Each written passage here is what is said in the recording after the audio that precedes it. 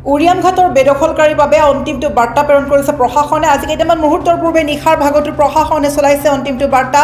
প্ৰশাসনে মাইক যোগে ঘোষণা কৰিছে যে শীঘ্ৰেই খালী কৰিব লাগে বেদখলকাৰীয়ে সেই স্থান, অন্যথা পৰিব মহা বিপদত। কিয়নো 29 জুলাইলৈকে অন্তিমটো সময়সীমাৰ কথা উল্লেখ কৰি কেইটামান মুহূৰ্তৰ পূৰ্বে নিশাৰ ভাগতো উৰিয়াম ঘাটত এবাৰ প্ৰশাসনে চলাইছে মাইক যোগে অন্তিমটো বাৰ্তা।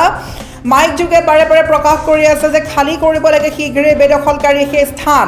যিহেতু ৰাজ্যৰ মুখ্যমন্ত্ৰী হিমন্ত বিশ্ব শৰ্মা উপস্থিত হৈছিলে সেই ঠাইত, আৰু উপস্থিত হোৱাৰ পিছতেই মুখ্যমন্ত্ৰী হিমন্ত বিশ্ব শৰ্মা সেই ঠাইত যেতিয়া উপস্থিত হ'ল, তাৰপিছতে দেখা পাইছিলে যে তাত আধাখিনি লোকেই আচলতে খালী কৰি যি প্ৰশাসনে বুলডোজাৰে বেদখলকাৰীৰ উচ্ছেদ চলোৱাৰ পূৰ্বেই তেওঁলোকে পলাই পতং দিছে। কিন্তু তাৰ মাজতো অতি কমেও 30% বেদখলকাৰী এতিয়াও বাহৰ পাতি আছে, থিতাপি লৈ আছে। গতিকে সেইসকলক খেদিবলৈ এবাৰ প্ৰশাসনে নিশাৰ ভাগতো চলাইছে বৃহৎ অভিযান। মাইক যোগে ঘোষণা কৰি আছে অন্তিমটো বাৰ্তা যে খালী কৰিব লাগে বেদখলকাৰী সেই স্থান, যাতে পুনৰ উচ্ছেদকাৰীৰ লগত সংঘটিত নহয় ভয়ানক কাণ্ড। তাৰ বাবে সতৰ্ক কৰি দিছে প্ৰশাসনে। আমি সবিশেষ খবৰ ফুল প্লেটৰ মাধ্যমেৰে লৈ আহিব চেষ্টা কৰিম প্ৰত্যেকগৰাকী দৰ্শকৰ বাবে। এই মুহূৰ্তৰ এক ডাঙৰ খবৰ, বেদখলকাৰী ঘৰ খালী কৰাৰ অন্তিমটো বাৰ্তা প্ৰেৰণ কৰা হৈছে মাইক যোগে। নিশাৰ ভাগতো প্ৰশাসনে দিছে সতৰ্কবাণী। এক ডাঙৰ খবৰ প্ৰত্যেকগৰাকী দৰ্শকৰ বাবে লৈ আহিছোঁ এই মুহূৰ্তৰ আন এক অতিকৈ গুৰুত্বপূৰ্ণ খবৰ। কেইটামান মুহূৰ্তৰ পূৰ্বে প্ৰশাসনে চলাইছে সতৰ্কবাণীৰ অভিযান। উৰিয়াম ঘাটত বেদখলকাৰীৰ বিৰুদ্ধে উচ্ছেদ চলাবলৈ সম্পূৰ্ণ সাজু হৈছে প্ৰশাসন, আৰু মাইক যোগে প্ৰশাসনৰ সতৰ্কবাণী বেদখলকাৰীৰ বাবে। 29 জুলাই হৈছে অন্তিমটো সময়সীমা। 29 জুলাইৰ পূৰ্বেই সকলো ঠাই খালী কৰিবলৈ নিৰ্দেশ দিছে প্ৰশাসনে, যিহেতু 30% লোক এতিয়াও বাহৰ পাতি আছে। আমি পুনৰ কৈছোঁ, আজিৰ পৰা মাজত মাত্ৰ এটা দিনহে বাকী আছে। ভালকৈ চাবলৈ গ'লে এটা দিন বাকী আছে। এই 1-2 দিনতে খালী কৰিব লাগিব উচ্ছেদকাৰীসকলে, বেদখলকাৰীসকলে সেই ঠাই। উৰিয়াম ঘাটৰ বেদখলকাৰীক মাইক লৈ ঘোষণা কৰিছে প্ৰশাসনে, বেদখলকাৰীক উচ্ছেদ কৰিবলৈ সাজু হৈছে প্ৰশাসন। উৰিয়াম ঘাটত হাজাৰ হাজাৰ বিঘা ভূমি বেদখল কৰিছে বেদখলকাৰী, আৰু ইতিমধ্যে যিহেতু সমগ্ৰ ৰাজ্যত চলি আছে উচ্ছেদ কাৰ্য, আৰু তাৰ মাজতে যিসকল ঠাইত এতিয়াও উচ্ছেদ কৰিবলৈ বাকী আছে সেই ঠাইসমূহলৈ সতৰ্কবাণী নটিচ প্ৰেৰণ কৰিছে, জাননী প্ৰেৰণ কৰিছে অসম চৰকাৰে প্ৰশাসনে। আৰু সেই মৰ্মে আজিৰ দিনটোত দেখা গৈছে কেইটামান মুহূৰ্তৰ পূৰ্বে নিশাৰ ভাগতো উৰিয়াম ঘাটত প্ৰশাসনে চলাইছে উচ্ছেদকাৰী বা বেদখলকাৰীৰ বিৰুদ্ধে উচ্ছেদৰ কথা অন্তিমটো বাৰ্তা প্ৰেৰণ কৰিছে।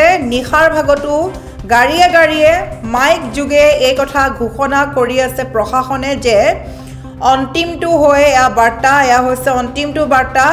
পৰাপক্ষত 28 জুলাইৰ ভিতৰতেই 28-29ৰ ভিতৰতে খালী কৰিব লাগে বেদখলকাৰীয়ে সেই ঠাই। ইতিমধ্যে মুখ্যমন্ত্ৰী হিমন্ত বিশ্ব শৰ্মা উপস্থিত হোৱাৰ পিছত যি তথ্য পোৱা গৈছে, সেই তথ্য অনুসৰি বহু লোকে উৰিয়াম ঘাটৰ পৰা তালটোপোলা বান্ধি ইতিমধ্যে আন ঠাইসমূহলৈ যাত্ৰা কৰিছে, আৰু তাৰ মাজতো কিন্তু 30% লোক এতিয়াও বাহৰ পাতি আছে, আৰু সেই বাহৰ পাতি থকা লোকসকলক অতি শীঘ্ৰেই সেই ঠাই খালী কৰিবলৈ নিৰ্দেশ দিছে প্ৰশাসনে। আৰু যদিহে খালী নকৰে তেন্তে পূৰ্বৰ দৰে যি গুলীয়াগুলী হৈছিলে আৰক্ষীৰ মাজত, বেদখলকাৰীৰ মাজত যি গুলীয়াগুলী হৈছিলে, এগৰাকী বেদখলকাৰীৰ মৃত্যুও হৈছিলে, কেইবাগৰাকীও আহত হৈছিলে, তাৰ সমান্তৰালকৈ আৰক্ষীও আহত হৈছিলে। আৰক্ষীক তেওঁলোকে শিলগুটি নিক্ষেপ কৰিছিলে, লাঠি জোং মাৰিছিলে। গতিকে এই কাৰণে সংঘটিত নহয়, তাৰ বাবে পুনৰ সতৰ্কবাণী জাৰি কৰিছে উৰিয়াম ঘাটত। উৰিয়াম ঘাটৰ বেদখলকাৰীয়ে শীঘ্ৰেই খালী কৰক সেই ঠাই। আমি পুনৰ কৈছোঁ, যদি এতিয়াও সেই ঠাই খালী কৰা নাই শীঘ্ৰেই খালী কৰক। মুখ্যমন্ত্ৰী হিমন্ত বিশ্ব শৰ্মাৰ কঠোৰ নিৰ্দেশৰ পিছতে এবাৰ ৰাজ্যত চলিছে বেদখলকাৰীৰ বিৰুদ্ধে অভিযান, আৰু অভিযানত আচলতে প্ৰত্যেকটো চৰকাৰী ভূমি দখল কৰা ঠাইসমূহত ইতিমধ্যে চলা হৈছে উচ্ছেদ, আৰু বহু অংশ বাকী আছে। উৰিয়াম ঘাটত